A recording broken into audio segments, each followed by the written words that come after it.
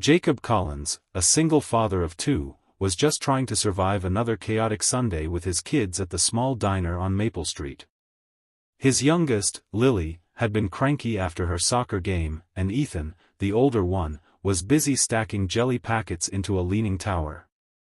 Jacob was exhausted, unshaven, and had ordered a large black coffee just to make it through the day. But then he saw it. The waitress, small-framed, with tired eyes and a polite smile, had accidentally knocked over a glass while handing over a menu. Her hand shook as she tried to mop up the mess, and she apologized repeatedly. Jacob had initially chalked it up to nerves or maybe being overworked.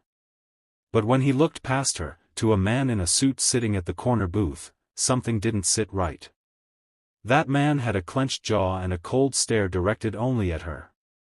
Jacob watched the waitress retreat quickly after the spill, shoulders slightly hunched. He didn't know it yet, but that was the first sign.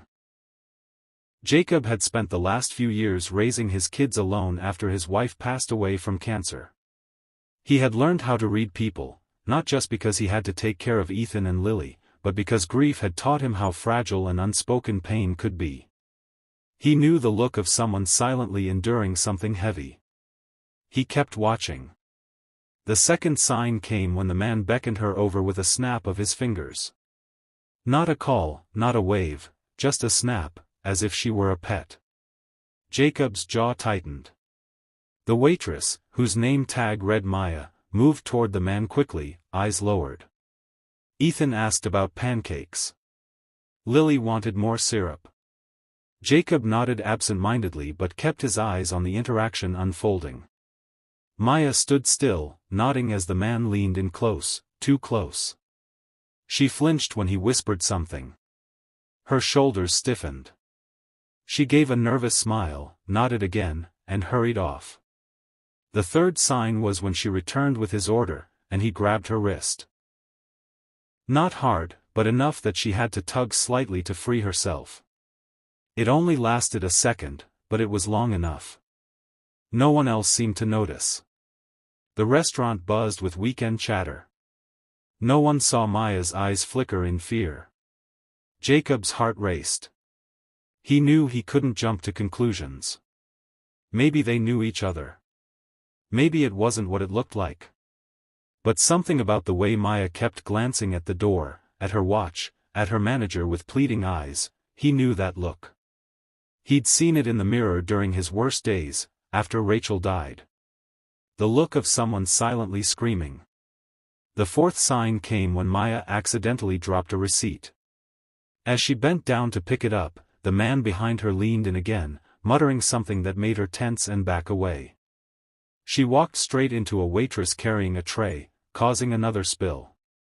Her manager, an older woman in a vest, scolded Maya quietly, shaking her head. Maya just nodded and apologized again. The man in the suit smirked. Jacob couldn't take his eyes off him now. Ethan asked, "Dad, are you okay?" Jacob forced a smile. "Yeah, buddy. Just thinking." The fifth and final sign was the most painful to watch. The man got up to leave and waited near the counter. Maya was helping another customer. As soon as she was free, he motioned for her to come outside. She hesitated. Her hands trembled as she wiped them on her apron. Her face paled, and for a second, she looked like she might run. But then she looked at her manager again, who was busy with another customer, and slowly walked toward the front door. Jacob stood. "Dad?" Ethan said again, but Jacob was already moving. He didn't think. He didn't plan. His feet just moved.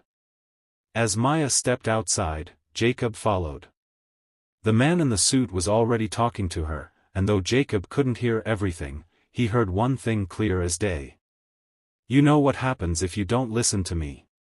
Maya shook her head and looked down. "Please, I need this job. I'll get the money. Just give me more time." Jacob's heart stopped. Blackmail. Debt. Or worse. He stepped between them. She's not going anywhere with you. The man looked Jacob up and down, amused. Mind your own business, hero. I am making it my business, Jacob said calmly but firmly. She clearly doesn't want to talk to you. The man stepped forward, lowering his voice. You don't know what she owes me. Jacob didn't back down. I don't care. This ends here. He glanced at Maya. Do you want him to leave? Tears welled in her eyes. She nodded silently. That was all he needed. Jacob turned back and said, Leave. Now. Or I call the police. Actually, I think I'll do that anyway. The man scowled, muttered something under his breath, and finally stormed off. Jacob stayed there until he was out of sight. Maya collapsed onto the curb, covering her face with her hands. I didn't know what to do, she whispered. He said he'd ruin me. Jacob crouched beside her. You don't have to do this alone. No one should ever make you feel powerless.